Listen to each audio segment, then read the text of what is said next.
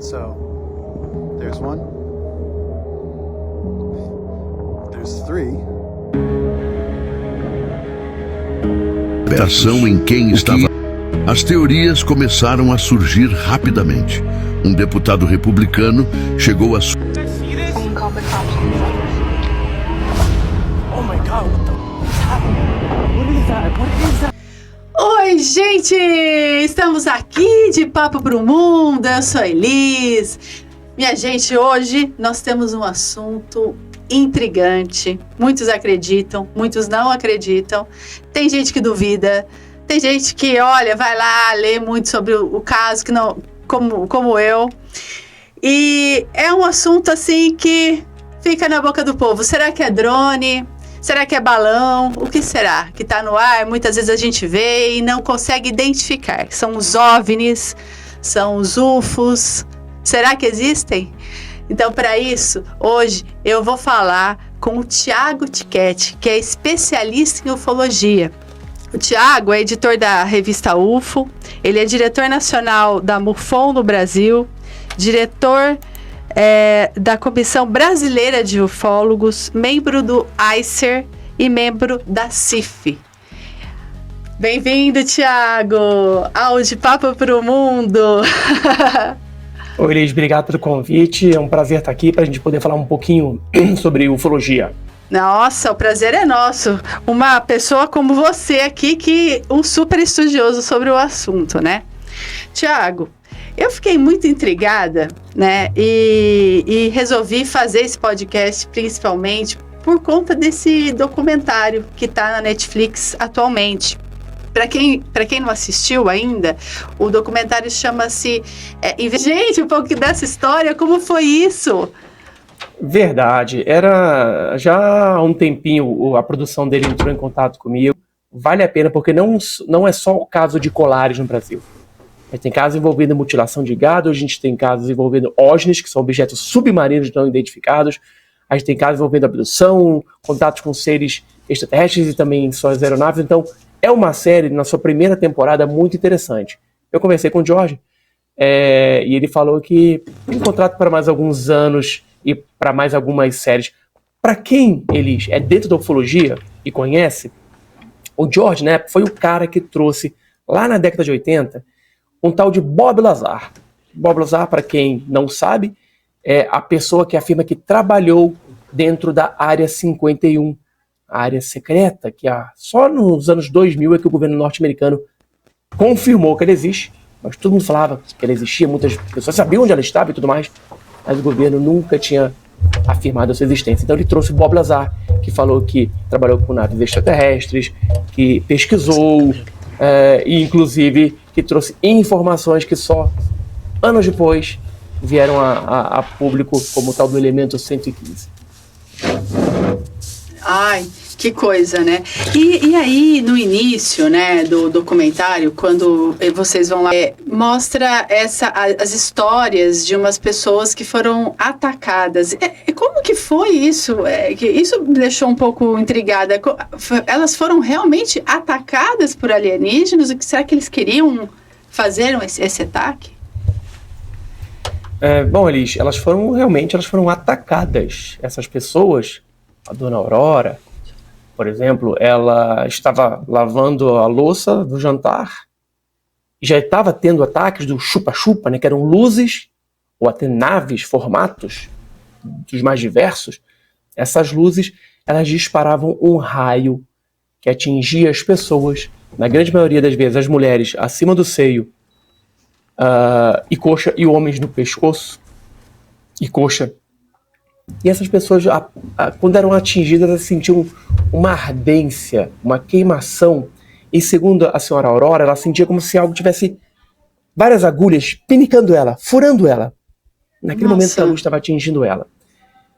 Se fosse um raio laser, assim? Um raio laser, que eles afirmam que dentro desse raio de luz existiam 3 filamentos, 3 fios, 3 agulhas dentro que acertavam as pessoas. E essas pessoas iam parar no médico. Chegavam no médico tontas, enjoadas, passando mal. E quando era feito o exame, descobriam que as pessoas estavam anêmicas.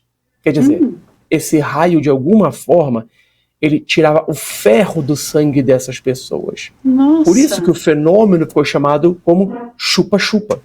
Ah. E teve casos de gado também no Brasil ou não? Aqueles gados que eram dessecados, né? Um dos poucos aspectos na ufologia mundial que não ocorreu no Brasil foi mutilação de gado. Não que a gente tenha constatado ou relacionado ao fenômeno ufológico. Aqui, há algum tempo atrás, até anos atrás, a gente não tinha agroglifos, os crop circles, aqueles desenhos nas plantações. Isso Sim. ocorria 99% na Inglaterra, só em 2008 que veio surgir no Brasil primeiro. Os chupacabras também, que acontecia na América Central, na década de 90, chegou ao Brasil também em meados da década de 90. Então, o Brasil, existem todos os tipos de casos ufológicos, com exceção da mutilação de gado, que a gente ainda não tem. Existem alguns casos que as pessoas falam que pode ter sido, mas a gente ainda não tem uma evidência de algo que possa configurar algo como acontece nos Estados Unidos, por exemplo. E agroglifo agora tem casos no Brasil? Temos desde 2008. Aqueles desenhos, o primeiro que apareceu foi em Ipuaçu, em Santa Catarina. Uhum. Isso não foi explicado. Alguns já foram explicados, já desvendamos que foi feito pelo homem. Uhum. Mas alguns aspectos, características de alguns desses agroglifos. É possível o homem fazer grandes desenhos assim nas plantações? Fácil, isso é fácil. Você com uma madeira fincada, um barbante e tábuas, você consegue fazer tranquilamente. E você observar do alto, a figura vai parecer que é perfeita. Assim, super simétrica, mas quando você investiga, o que você investiga no agroglifo não é só a simetria do desenho. Você investiga características físicas e biológicas. Por exemplo, quando a gente fala que a gente tem agroglifos genuínos, são agroglifos que apresentam umas características, por exemplo, você entra com o celular dentro do desenho e você tem o sinal máximo do celular, fora você não consegue pegar.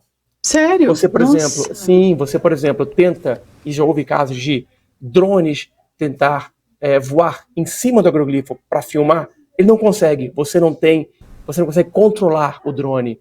Outra, o solo dentro do agroglifo, em alguns casos, ele está morto, não existe nenhuma vida microbacteriana nele, ele está estéril, e fora, totalmente normal, cheio de vida. Então são características que se alguém tentar criar um agroglifo, não vai conseguir. Rafael, tem alguma pergunta aqui para o nosso Pois é, Thiago, fui abduzido aqui, cheguei tarde aqui. Rafael foi preso pelo extraterrestre Pois aqui, que está preso na Unicamp. Essa história existe? Fui abduzido pelo carro da Uber. Lá na Unicamp dizem que tem um preso lá, né, que tem uma salinha dessa história. Será que é verdade? Pois é. Que foi trazido aqui, na Unicamp aqui em Campinas, para ser estudado. Varginha, né? É o caso de Varginha. É o caso de Varginha. Ele não está preso em Varginha, não. O que acontece é que ele foi... um ou dois extraterrestres, pelo menos foi levado até a Unicamp para ser analisado, mas logo depois ele foi enviado para os Estados Unidos juntamente com outros extraterrestres que foram capturados e também a nave. Tudo está nos Estados Unidos. Tudo está nos Estados Unidos, porque o Brasil, infelizmente, ele não tem o interesse e o recurso financeiro e humano para investigar. A gente teve nas nossas mãos um disco voador, o que caiu em Varginha, um objeto voador, uma nave extraterrestre, que se considera que seja isso. A gente não teve capacidade de manter aqui os seres que foram descritos e vistos no caso Varginha.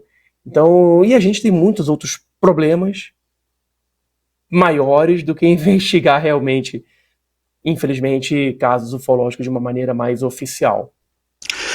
Tiago, só voltando um pouco para aquela questão do agroglifo, Porque me ocorreu aqui a questão das linhas de Nazca. Você conhece as linhas de Nazca, provavelmente Já você deve estive ter lá, até... já fui por cima. Pois acontece a mesma situação lá? Dá para sobrevoar? Tem problema com sinal? Você acha que... Tem muita gente que diz que, inclusive, as linhas de Nazca elas foram feitas por extraterrestres, né? Tem até múmia extraterrestre, o corpo de extraterrestre, numa universidade lá no Peru. Não é isso? Eu estive lá no Peru, alguns anos atrás, eu sobrevoei a linha de Nazca, é um passeio realmente fantástico, só que as linhas de Nazca elas são fáceis de ser explicadas da forma que elas foram feitas. O solo de Nazca não chove lá, e a areia embaixo da primeira camada ela é mais escura. Então se você raspar com a mão, você vai conseguir fazer um desenho que vai ficar visível do alto. O questionamento em Nazca não é nem sobre os desenhos. O questionamento sobre Nazca é como esses desenhos foram feitos, por que esses desenhos foram feitos tão grandes como se só alguém do céu pudesse ver. Mas isso, grande parte dos povos da antiguidade, eles tinham adoração pelo espaço. A gente não sabe também o porquê. A grande maioria desses povos já acreditam que vieram do espaço, deuses do espaço vieram e criaram os seres humanos, ou se reproduziram-se com os seres humanos, mas Nazca, o negócio lá é que existem algumas montanhas que elas foram fatiadas, como se você pegasse uma manteiga, um torrão, um bloco de manteiga, esquentasse uma faca e fatiasse. Erosão, não se tem notícia que faça algo assim tão milimetricamente, porque o ângulo é mínimo de diferença desses platôs que foram criados. Alguns acreditam, o Eric Von Däniken acredita que é artificial. Mas ainda tem muito mais perguntas sobre Nazca do que respostas. Mas porque não tinha tecnologia na época, né? Não se sabe da existência de ferramentas e tecnologias para poder fazer aquilo. Exatamente. Inclusive, até as civilizações ali da região do Machu Picchu, aquelas pedras imensas, né? Aqueles megalitos ali, como um ser humano, mesmo com a ajuda de vários outros, conseguiria encaixar tão perfeitamente um no outro? Quando você vai lá, você tem a noção da grandeza daquilo. Principalmente em Sacsayhuaman. O que os peruanos dizem, a gente teve um guia lá, o que eles falam é isso, é história. Quando eles chegaram lá, os incas chegaram lá, aquilo já existia. Aquelas construções já existiram, não foram eles que construíram. Foi uma civilização muito anterior. E o que é interessante é o seguinte, as pedras, elas parecem que foram moldadas, derretidas como massinha, e moldadas. E as ferramentas utilizadas naquela época, dizem os historiadores, que não tem como você fazer. E você vê muito bem a diferença quando você vai num paredão que tem as pedras originais e pedras que foram colocadas depois, você vê a diferença. Você tenta passar um pedaço de papel, e eu tentei, entre as pedras originais, não tem espaço. Mas você vê uma que foi construída, reposta ali anos depois, ela não é perfeita, ela não tem um encaixe perfeito. Então, o Peru todo, Machu Picchu, toda aquela área, Sacsayhuaman, são sítios arqueológicos maravilhosos. E a teoria do antigo astronauta é baseada muito nisso também, né? Sim. Muito louco. Tiago, quando as pessoas relatam que vem um extraterrestre, ou sei lá como chamaria isso, é isso mesmo, né? Um extraterrestre, como elas definem que eles são? Como eles são, assim, porque é sempre isso, com a cabeça grande, olhos grandes, ou não? Ou tem vários tipos? Tem vários tipos. Eu escrevi um livro, Guia da Tipologia Extraterrestre, que está na 4ª edição, e eu cataloguei até o momento 72 tipos de seres diferentes. Nossa! A grande maioria, certamente, é a mais parecida conosco, que são cabeça, tronco e membros ligados a um tronco. Uhum. São bípedes. Uhum. O que diferencia, na grande maioria, são o número de mãos, de dedos nas mãos, olhos grandes. Eles não têm 5 dedos? A grande maioria desses não tem 5 dedos. Mas a gente tem vários relatos de seres que são muito parecidos com os homens. 5 dedos, normal. Só que usam um capacete, usam um escafandro, usam uma máscara. ou tem uma coloração de pele diferente, esverdeada, avermelhada e tudo mais. Então, são vários tipos, até de seres que parecem gosma, até de seres que parecem insetos, até de seres que parecem lobisomem, o pé grande, tudo isso tem. Eu deixo bem claro no meu livro, Elise e Rafa, que ele é baseado em relatos de pessoas. A gente não tem uma evidência física. E quando uma pessoa se depara com algo que ela não vê, ela tenta, na hora de fazer, ela tira uma foto, aquilo fica marcado na sua cabeça, e quando ela vai relatar, ela tenta relatar com algo que ela conhece. Por exemplo, tem um caso chamado Voronezh, que é um ser de quase 3 metros de altura, vestido com um macacão e um capacete com 3 olhos. Nossa. Várias crianças e adultos viram, mais de 10 pessoas, mais de 20 testemunhas viram. Aquilo que elas dizem que pode ter sido 3 olhos, pode ser, na verdade, um capacete com 3 luzes. O ser estava dentro daquele capacete. Então, para a pessoa, ela tentou explicar aquelas 3 luzes como 3 olhos. Então é muito interpretação do momento que a pessoa vê esse tipo de seres. Qual foi o caso mais impressionante que você ouviu, assim, que você pensou, poxa, eu acho que isso aqui é mesmo, né? Acontece mesmo. Assim, de um relato que você sente que é bem sincero. Não, acho que muitos fazem sentido para ele, né? Mas algum que tenha mexido. Irrefutável. Irrefutável, na minha opinião, é a Operação Prato. Essa que aconteceu lá em Colares, na década de 70. Por que, para mim, é irrefutável? Você tem testemunhas de pessoas civis, pilotos políticos, delegados, pessoas simples do povo.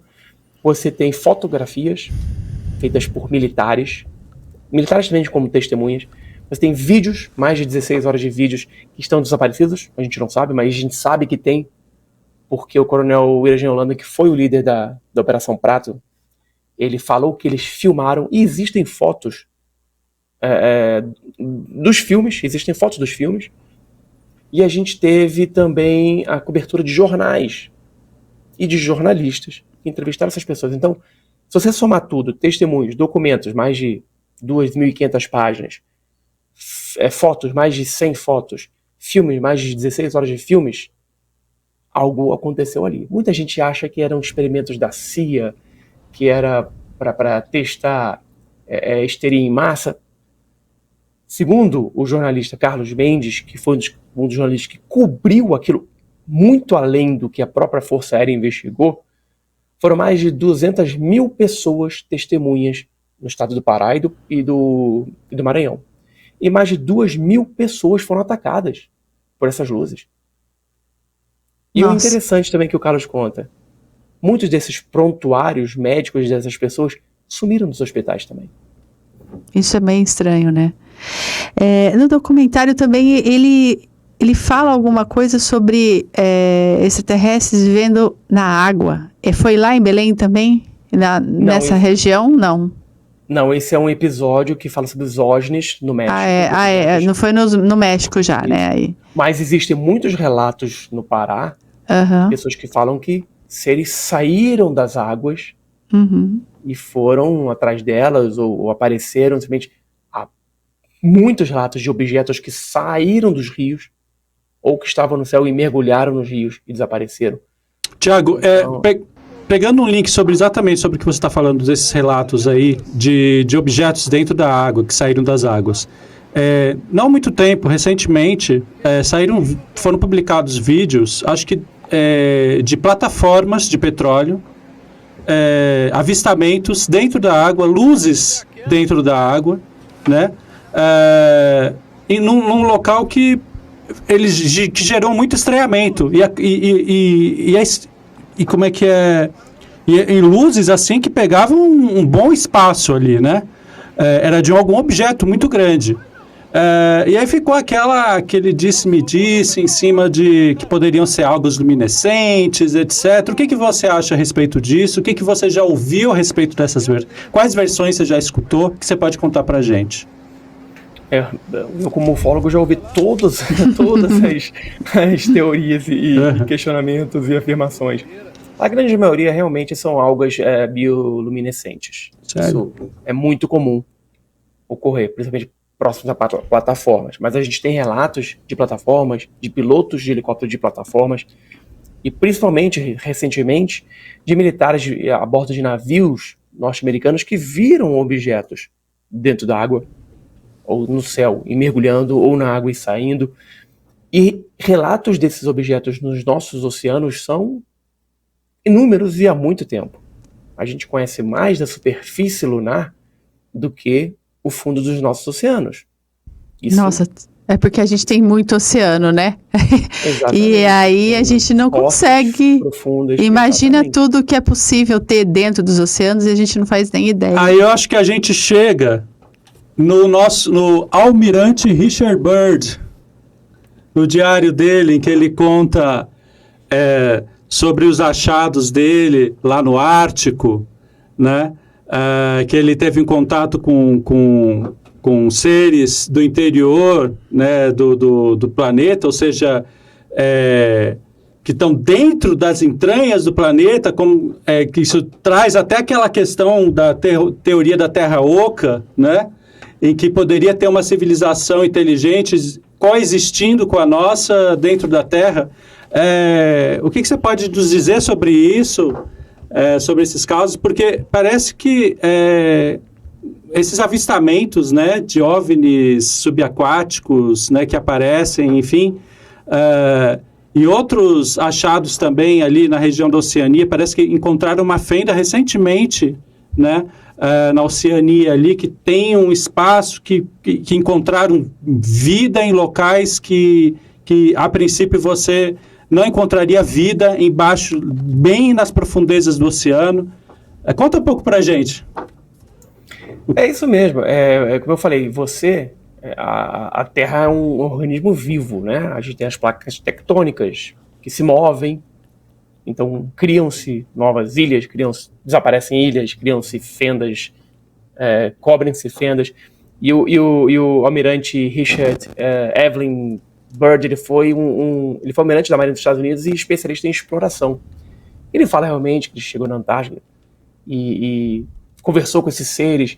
Eu acho, e aí tem a teoria da Terra Oca, inclusive que quem viveria na Terra Oca, no interior do nosso planeta, seriam os Atlantes, né, que foram a civilização de Atlântida, morariam dentro da Terra Oca. Eu não levo isso muito a sério, não. Sinceramente, eu não acredito. É muito mais plausível para mim que esses objetos, que esses seres, que sejam, na minha opinião, extraterrestres, mas podem ser de outras dimensões, de universos paralelos, do futuro, o que forem. É muito mais plausível para mim que eles tenham alguma base submarina, algum ponto onde eles podem se esconder, porque a gente não consegue captar tudo. É que é muito intrigante, porque esse almirante, ele conta no diário dele que ele viu seres muito altos, né, gigantes, né,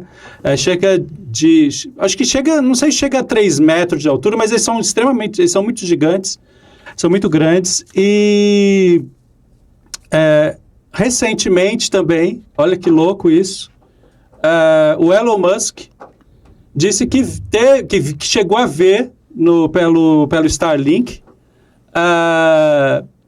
seres grandes, algum ser muito grande ali se movimentando no Ártico. E ele não tem explicação sobre o que poderia ser. Será que não pode ser da mesma civilização aí que o almirante... Eu não posso falar que não pode ser. Que louco isso, né? Não posso falar que não pode ser. Mas essas notícias de internet, a gente carece muito de evidência e fonte. Sim. Por isso que é importante na ufologia a pesquisa de campo, você coletar informações com testemunhas, evidências físicas, evidências materiais, evidências fotográficas ou imagens. Porque o que rola na internet, 99% do que rola na internet é coisa que a pessoa joga ali, inventa e vai fluindo. Um caso muito interessante que aconteceu no oceano foi o caso de Pearl Harbor, no Canadá, em 67. Um objeto, ele mergulhou lá em Pearl Harbor, na Nova Escócia, na Baía de Fundy, e ele ficou lá parado. E era perto de uma base naval canadense e americana, conjunta. E vários navios foram para lá porque aquele objeto ficou embaixo d'água, eles achavam que podia ser alguma coisa. E aquele objeto ficou lá. Dias depois, um outro objeto também apareceu, mergulhou no fundo, ficou lado a lado com esse objeto. Isso tem documentos. Ficou lado a lado com esse objeto e os dois objetos aceleraram. Quando começaram a chegar outras embarcações, inclusive no submarino, esses objetos aceleraram, saíram da água, subiram para o céu e desapareceram no espaço. Que velocidade? Você tem ideia da velocidade desses objetos? Milhares de quilômetros por hora. É muito rápido, milhares de quilômetros né? por hora. Não era um submarino, não era um navio, não era nada disso. Ou seja, uma tecnologia que a gente não tem, né? A gente não tem. Muita gente fala que o que aconteceu lá no Pará, na Operação Prato, eram aeronaves secretas. Até hoje não tem essa tecnologia de entrar no mar ou no rio e sair e viajar no espaço com a mesma desenvoltura. Isso Pelo menos o que a gente conhece, né? De algo de 70 para cá, a gente deveria saber. Com certeza. Como? Se for de 70 para cá, os Estados Unidos tivesse essa tecnologia, a Primeira Guerra do Golfo acabaria em uma noite. Eles destruiriam a Rússia invadindo a Ucrânia no estalar de dedos, porque é uma tecnologia ultra superior à nossa, então. Com certeza. Tiago, agora falando um pouco do seu trabalho, você é muito chamado, assim, quando existe algum caso, quando você acha que é legal ir a campo? Quer dizer, você costuma fazer isso e vai lá e conversa com as pessoas? Sim. Primeiro a gente faz... Eu, como sou membro da MUFON, eu recebo muitos relatos no site da MUFON, que está no CMS, que é um sistema de catálogo de casos. Isso é até interessante falar para as pessoas, quer dizer, se elas têm algum relato, elas têm um lugar para ir? E aonde como elas fazem isso? O mais simples é você ir no site da revista UFO. Lá no site da revista UFO, www.ufo.com.br, você tem lá, para você registrar o seu avistamento. E esse e-mail chega pra gente. A gente faz um primeiro contato com essa pessoa. A gente tem um formulário de avistamentos, de relatos, a gente preenche. E se a gente não conseguir explicar, a gente tenta direcionar esse caso para algum ufólogo relacionado à revista UFO para investigar. E aí a gente sempre procura a resposta. Nem sempre a resposta a gente encontra, e nem sempre quando a gente encontra a resposta é o que a pessoa gostaria que fosse. Nós gostaríamos também. Mas a grande maioria das vezes a gente consegue explicar o fenômeno que a pessoa viu. Mas você estava falando do site da MUFON, né? Isso. Aí eu recebo os e-mails que chegam do Brasil, eu recebo. Os e-mails tem a Eliane, que é outra pesquisadora de campo também da MUFON. Recente, ela fez o curso também e virou pesquisadora de campo. A gente investiga. Para os leigos, o que significa MUFON? Mutual UFO Network. É a maior organização civil de pesquisa ufológica do mundo. Ela foi criada em 1969 e está ativa até hoje, tem mais de 5 mil membros ativos e centenas de pesquisadores de campo em todo lugar do mundo. Então esses pesquisadores, quando recebem esse e-mail que é direcionado a eles para pesquisar, eles têm até 72 horas para começar a investigação, para tentar um contato com a testemunha, e a partir daí se desenvolve toda uma pesquisa de campo. Algumas vezes de vídeo, análise de vídeo ou de foto, outras vezes somente de pesquisa de campo, mas a gente tenta solucionar o relato que a pessoa passa pra gente. A sociedade civil, como um todo, tem acesso, consegue ter acesso a MUFON? Sim, Quem quiser fazer parte também... Exatamente, pode fazer parte da MUFON, entra www.mufon.com. O site vai estar em inglês, mas o browser do seu computador automaticamente já atualiza traduz para o português. Você pode fazer parte da MUFON simplesmente como associado, e aí você ganha o e-journal, que é a revista MUFON mensal, você recebe em inglês, mas pode ou você pode fazer o curso de pesquisador de campo. E você entra na MUFON, é capacitado, ganha conhecimentos e um padrão para investigação de casos. Tiago, tem uma curiosidade que é o seguinte, a revista UFO ela ficou um tempo parada, né? Qual foi o motivo e, de repente, vocês voltaram? Qual o motivo de vocês terem voltado também? É curioso isso. Ela ficou parada o primeiro motivo foi a Covid. Né? Okay. Durante a Covid, muitas distribuidoras faliram. A editora que produzia UFO deixou de produzir a UFO, por também dificuldades financeiras, é óbvio. as bancas de jornais hoje em dia, na nossa época, que a gente ia lá e tinha milhares de bancas de jornais, tipo, não existe mais do jeito que era. São raríssimas as bancas de jornais com revistas e jornais, porque e são pouquíssimas as publicações hoje em dia. E também com o falecimento do Gevaer em 2022. Isso foi algo assim que afetou bastante a revista UFO para se reerguer, e a gente voltou porque o Gevaer sempre falava que eu ia ser o próximo editor da revista UFO, eu ia passar a perna nele e ocupar o lugar dele. Eu sempre falei que eu ia fazer isso, mas eu não ia passar a perna nele. Ele ia se aposentar e eu ia continuar. E eu e o Daniel Gevaer, que é o filho do Gevaer, a gente conversou e falou, cara, temos que voltar. A revista falou, são 40 anos de publicação. Não pode simplesmente acabar assim, abruptamente. E nós recomeçamos em setembro. Em agosto a gente começou a produção da revista UFO. Hoje estamos na 291. E se Deus quiser, a gente vai passar da 300. Estamos caminhando devagarzinho, porque o Gevaer, a vida dele é na revista UFO. A revista UFO, eu não recebo nada da revista UFO. Eu faço por paixão. Assim como o Daniel também, assim como todos os colaboradores que a gente tem na revista UFO, tem centenas de colaboradores que ajudam a gente a fazer a revista UFO. Você é filho de aviador, né? Sou filho de aviador. E seu pai chegou a avistar Meu pai nunca viu. Ele me disse que nunca viu. Meu pai faleceu já há muitos anos, não pude conversar com ele muito sobre isso, mas ele gostava do assunto. Tanto é que o primeiro livro que eu li é o famoso Eram os Deuses Astronautas, do Eric von Däniken, que meu pai comprou na época, a segunda edição, primeira edição lançada no Brasil, e eu tive a sorte de ter, meu pai assinava todos os livros dele, botava o nome dele. Eu tenho a sorte de ter esse livro assinado pelo meu pai e embaixo autografado por Eric von Däniken. Então, meu pai, eu digo que eu herdei isso do meu pai também. Veio no DNA. Muito bom, muito bom. A conversa tá ótima. Você que tá aí, tá gostando desse tema? A gente nunca falou dele. A gente ficou um tempão, sabia, Tiago, procurando um ufólogo. E, cara, como é difícil achar um ufólogo, né, no Brasil. Aí, assistindo o documentário, eu falei, gente, preciso falar com o Tiago. Nosso colega, né, Rafa? Pois é.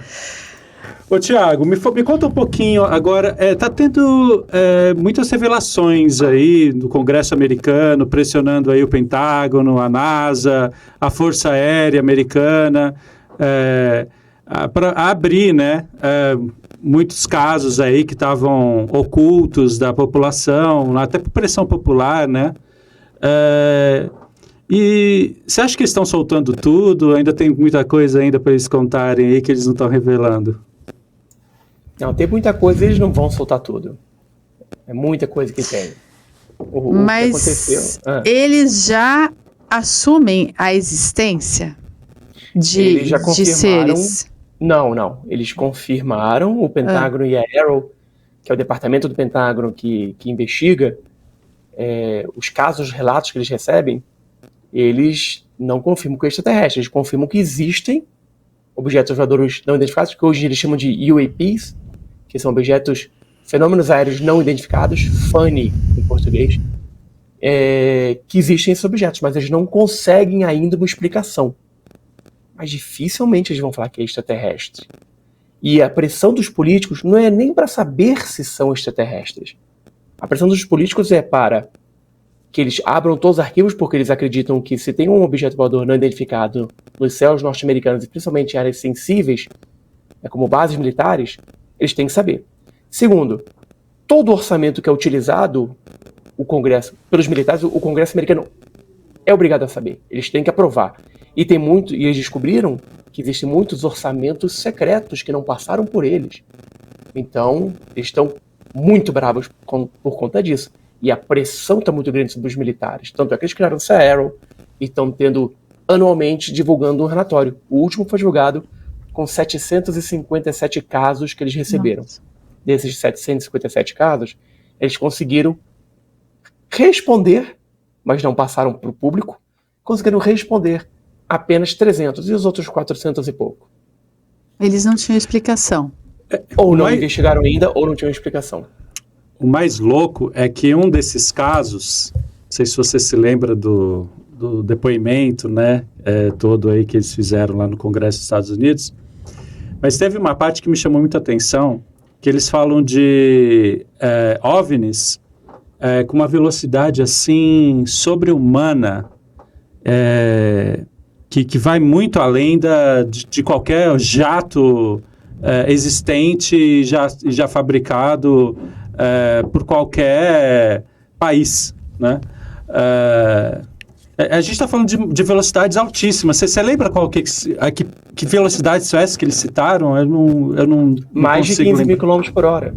15 mil quilômetros por hora. Então, a Mach 10, Mach 15, Mach 12, que é a velocidade. E outra coisa, a gente está falando de pilotos Top Gun. Não é o piloto do filme Tom Cruise. Top Gun é o top do top do top da Marinha Americana. São pilotos que têm experiência e conhecimento para identificar. Eles são uma turma acima dos melhores. E uma das explicações de um vídeo muito famoso, que é o Go Fast, sempre tem um comentário, uau, o que é isso? Em 2018 foi um dos vídeos vazados. A explicação... Conta para o nosso público leigo aí o que é o Go Fast. Go Fast foi um OVNI filmado por pilotos Top Gun em 2006, mas que só foi vazado para o público em 2018. E esses pilotos filmaram, a câmera do avião filmou, do F-15 deles, filmou. E a Arrow recentemente falou que o que eles tinham visto foi uma paralaxe,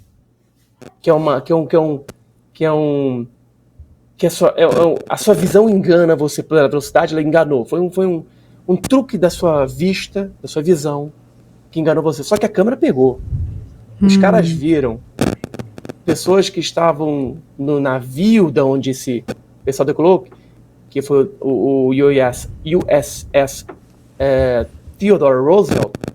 Eles viram durante alguns dias antes e depois esse objeto. Então eles explicaram como paralaxe. É algo que o pessoal não está engolindo, não. Então os caíram em cima disso. E foi divulgado esse vídeo? Esse vídeo é amplamente divulgado. É fácil de achar no YouTube? É um que eles fecham assim e vão perseguindo a nave, que passa do lado lá no alto, né? Ela vai rápido, exatamente. E eles conseguem fechar. Isso. Né? Tem um gimbal e tem o Go Fast. E tem o Tic Tac, que é tipo uma pastilha. Que esse aí, o objeto parecia uma pastilha. E os pilotos que viram, o objeto passava do lado deles, estava em cima do oceano, subiu e desapareceu. Agora, o que a Arrow não conseguiu explicar é que os pilotos e quem estava na tripulação, que estava no navio, eles viram esses objetos, cada um à sua vez, nos seus relatos, nos dias que foram vistos, eles simplesmente caíram do céu a uma velocidade espantosa de milhares de quilômetros por hora. Caíram e pararam em cima do oceano. Paralaxe não faz isso. Então são explicações que eles estão dando que não está convencendo quem realmente investiga. Tá difícil de explicar, não é? Tá difícil de explicar e tá difícil de engolir. Eu tenho um amigo cético demais e ele fala que é tudo drone. Não é possível um negócio desse ser drone, né? Se existirem a grande maioria dos OVNIs que a gente vê, a gente consegue explicar como Starlink, satélites e drones. Mas não existe drone com essa tecnologia de mergulhar no oceano, subir, descer, ir mais rápido que um F-15, um F-18, isso é impossível. É muito louco que eu e Elisângela, a gente teve um avistamento em momentos diferentes, né? Parecido. Em locais diferentes e de algo que é muito semelhante.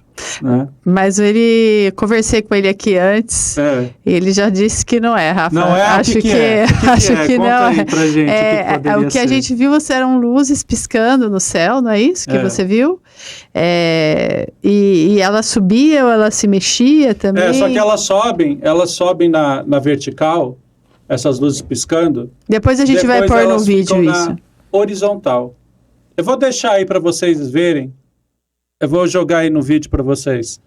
Eles sobem na vertical, depois ele começa a ficar na horizontal e a distância entre um ponto de luz e outro é muito louco. Você consegue enxergar um início e um fim, sabe? de luzes piscando nesse processo aqui, né? Na horizontal. Né? Isso que me chama muita atenção. Ou seja, ele começa na vertical, depois ele fica na horizontal. Como explicar isso? O que eles me falou, e eu achei que fosse um balão com uma cangalha, se tivesse pendurado e as luzes piscando. Isso mas na horizontal? Mas quando sobe, como você falou, sobe e fica na horizontal, tem que analisar o vídeo, tem que ver tudo mais. Pode ser satélite, pode ser impressão, pode ser a curvatura da Terra que pode dar a impressão que está se mexendo, mas se ele ficou, aí tem que ver o tempo que ele ficou. Tem que ver o vídeo, tem que ver o local, tem que ver o dia, tem que ver a hora. E pessoas diferentes, de locais diferentes. No mesmo momento que eu gravei, tinha pessoas que moram nos prédios dos redores também, gravaram. Isso aconteceu o dia que eu vi também. Aconteceu. Outras pessoas vizinhos meus gravaram. De outros locais. Drones. Por exemplo, mas drone chegando lá na estratosfera? Na estratosfera? Então, hoje tem show de drones, né? Tem show de drones que eles conseguem juntar vários drones juntos e fazer várias coisas. Você vê no lançamento da minissérie do Ayrton Senna, eles desenharam a cara do Senna. Centenas de drones desenharam a cara do Senna. Então a tecnologia hoje dos drones, e há drones que voam muito alto, pode ser. É por isso que a gente tem que saber o dia que foi feito, a hora que foi feito, ter acesso ao vídeo, porque a gente tem como identificar se é satélite ou não é satélite. A gente vai mandar para você. A gente manda para você analisar aí pra gente. Todas as informações aí, você pode mandar. E aí quem tiver no nosso grupo aí do WhatsApp, nossa comunidade. Na nossa comunidade, vai ficar sabendo em primeira mão a análise.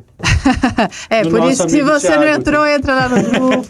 Não se esqueça de curtir, compartilhar se você está gostando desse papo aqui com o Thiago, porque esse papo hoje está quente. Me conta mais um pouquinho. É possível que o Congresso brasileiro venha fazer alguma coisa semelhante com o que o Congresso dos Estados Unidos está fazendo ali, com o Pentágono, com a Força Aérea, fazer com nossa Força Aérea aqui também, enfim, porque tem muitos relatos também, né? Tem muita coisa escondida que precisa ser dita, né? Isso a CBU, a Comissão Brasileira de Ufólogos, junto com a revista UFO, a gente tem feito desde 2005. A gente lidera uma campanha chamada UFOs, Liberdade de Informação Já, que a gente já endereçou ao presidente da República, a vários presidentes da República, a ONU, a embaixadores, a ministros das Relações Exteriores, a líderes do governo, no Senado e na Câmara. Desde 2005 a gente tem feito esse trabalho, e é um trabalho de formiguinha. A gente utiliza a Lei de Acesso à Informação para buscar detalhes e pedir detalhes e documentos que estão sendo mantidos sobre sigilo. Por exemplo, a gente busca documentos sobre Operação Prato, a gente busca documentos sobre Varginha, a gente busca documentos sobre a Noite Oficial dos Obras, mas é um arcabouço difícil de chegar. Não existem muitos interesses em que esses documentos sejam revelados ao público. E a gente tem feito isso em 2000 já esteve no Condabra, em 2013, em 2007. Estivemos no Ministério da Defesa em 2013 com grupos representantes das 3 Forças Armadas. Estivemos numa audiência pública em 2022, comemorando o Dia Internacional da Ufologia, numa audiência pública, e levamos também lá nossos pleitos. Estamos organizando também uma audiência pública numa comissão, na Comissão de Defesa, na Câmara dos Deputados. Então a gente tem buscado. A gente está pressionando também. Não temos ainda, vamos dizer, a força do apoio da sociedade, da imprensa, como tem nos Estados Unidos, mas a gente está no mesmo caminho e começamos antes deles essa busca por informação. Por enquanto não existe nenhuma perspectiva, né? Pelo visto ainda de eu e chegar Rafael, a esse ponto, né? Vamos ficar de olho nos UFOs, viu, Thiago? E se você quiser manter o contato com a gente vai ficar super feliz de saber todas as novidades, as notícias, casos novos, porque aí a gente pode vir aqui e contar para o nosso público. Eu tenho certeza que eles vão adorar saber. E eu tenho certeza que você é o cara que vai saber tudo em primeira mão aqui no Brasil, né? Será uma honra. E o site da revista UFO tem todas as informações diárias, lá tudo que acontece tem lá também no site da revista. Hoje a revista UFO está praticamente online, é isso? A gente tem ela online e tem também impressão física. Ela também está sendo vendida fisicamente. Ah, que legal. Você entra no site da revista UFO, que você tem lá também a opção de comprar a revista UFO impressa também. O online é para atender uma demanda que hoje apesar de eu ser um cara que gosta de papel, mas é a demanda atual que se tem. Você precisa ter a forma digital até para poder dar acesso a pessoas, a brasileiros ou quem fala língua portuguesa, ou quem gosta de ufologia, ter acesso no exterior, é só mandar por e-mail. E a impressão física, porque eu prefiro a física, também eu gosto, como eu falei. E muita gente também gosta. Então a gente tem essas duas opções para atender ao público jovem, que está entrando agora na ufologia, que é mais antenado nisso. Super, né? Os jovens são ligadaços nesses assuntos, então, né? Essas duas opções. Rápida, que é em PDF, que é online, e tem a física também, para quem é mais velhinho como eu. Como nós. Tiago, diante de tantos casos que a gente tem aí, aqui no Brasil, sobretudo, qual que mais te intriga? Qual que você, tipo, nossa, esse daqui realmente merece uma atenção? Operação Prato, como eu já falei. A Noite Oficial dos OVNIs no Brasil também. Fora do Brasil, Varginha, claro. Varginha também é algo que vai... Varginha tem um potencial enorme ainda para ser desvendado. Enorme. E o pessoal está fazendo isso, Pacatini fazendo isso, Petit fazendo isso. O Marco Aureliel fazendo isso, são pesquisadores do caso mesmo, principalmente o Pacatini e o Petit, que estão lá desde o início. E lá fora, eu sou apaixonado pelo caso Roswell. Eu conheço os pesquisadores do caso, eu conheci o filho do Jesse Marcel, que foi o militar da inteligência norte-americana que foi até o local onde teve a queda do objeto, ele pegou pedaços do objeto e levou para casa. Sim. E o Jesse Marcel Jr. segurou aqueles objetos e eu conheci o Jesse Marcel Jr. Então Roswell, para mim, é o caso que mais de 300 testemunhas, gente, que afirmaram que ou participaram da operação de acobertamento, ou foram testemunhas dos pedaços, viram, ouviram, estiveram no local, foram ameaçadas pelo exército norte-americano.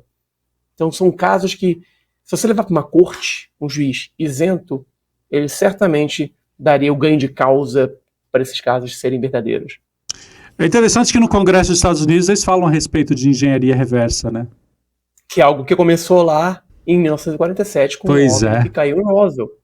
A partir de lá chegaram, pegaram o que conta esses investigadores, o Kevin Handel, o Don Schmidt, principais investigadores do caso, e falam que os militares pegaram o objeto, fatiaram o objeto. Por exemplo, para a IBM eles deram para eles investigarem a parte de circuitos de computação do que existia, de eletrônicos naquela época. Para McDonnell Douglas, por exemplo, deram a parte da propulsão. Eles não deram tudo para uma empresa só, até para não ter o conhecimento total. E naquela época, o exército americano não tinha recursos nem pessoas capacitadas para investigar. Então eles fatiaram, e aí cada um foi desenvolvendo a sua reengenharia, engenharia reversa desse objeto. Muito bom. Fala-se muito que nós estamos no século de um contato direto com seres extraterrestres. O que você sabe sobre isso? Eu torço por isso.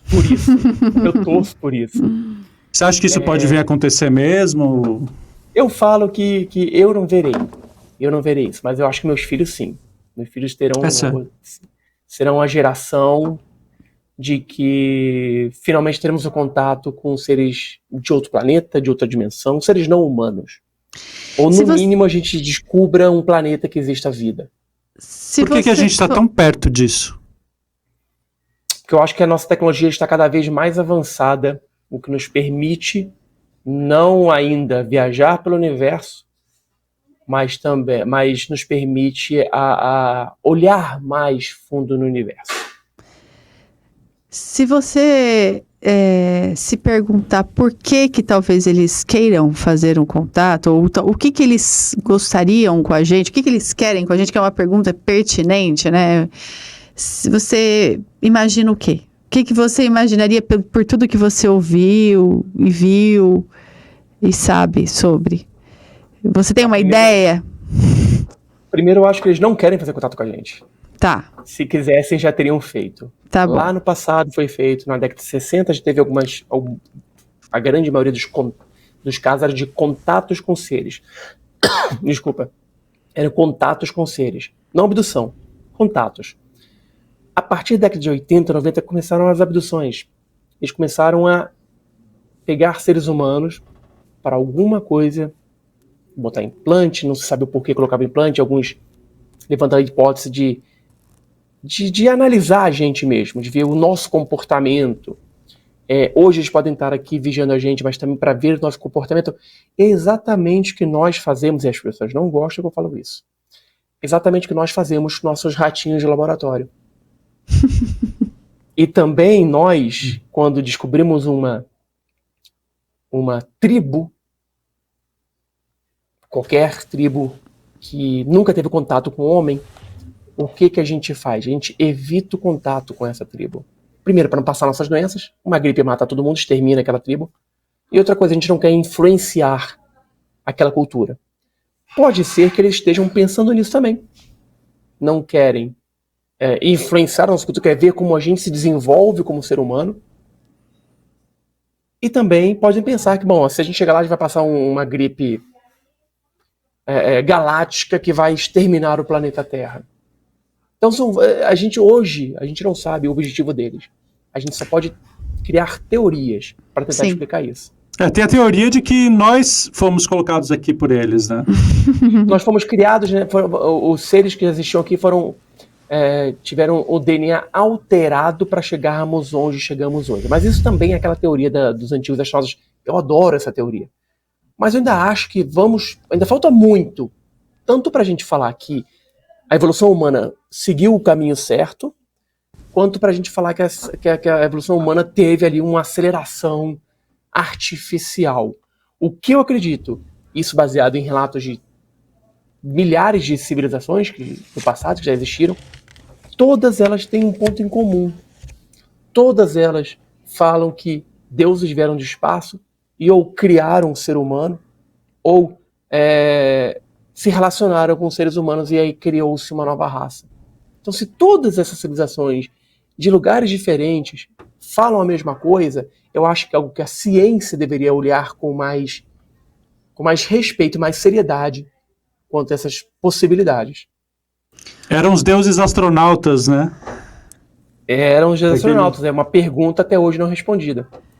Muito bem, minha gente. Se você gostou desse tema, escreve aí, porque quem sabe o Thiago não conversa com a gente uma próxima vez, não é? Não acredito, acabou. O tempo acaba porque esse rápido. Assunto, tem muito o que falar. Muito. E aí é isso. Você gostou? Escreva, comente, compartilha, curta, manda para os amigos, porque hoje ele mandou aqui um monte de informação pra gente, que tá todo mundo surpreso aí. Se você não assistiu o documentário, eu acho que vale a pena assistir. Se informe aí de todos os vídeos, né, que tem, porque aí você tira dúvida aí e manda pra gente, não é isso, Rafa? Isso aí, entra no nosso grupo no WhatsApp, tem lá na bio, lá do nosso Instagram. O Instagram tá aqui, você sabe que é só entrar ali na nossa comunidade e ficar por dentro de tudo que a gente está fazendo. Com muita informação, hein? Pois é. Gente, muito obrigada, Thiago, pela sua presença. Foi um prazer enorme ter aqui nesse fim de tarde. Um ótimo começo de ano para você. Para você também, um ótimo começo de ano, para todo mundo, e que seja um ano aí muito bom. Obrigado pelo convite, que seja 2025 maravilhoso para todos e quem sabe com mais revelações ufológicas. Quem sabe? Vamos estar ligados aí. Vamos estar ligados. Tá todo mundo ligado. Obrigada, gente. Tchau, até. Tchau, até.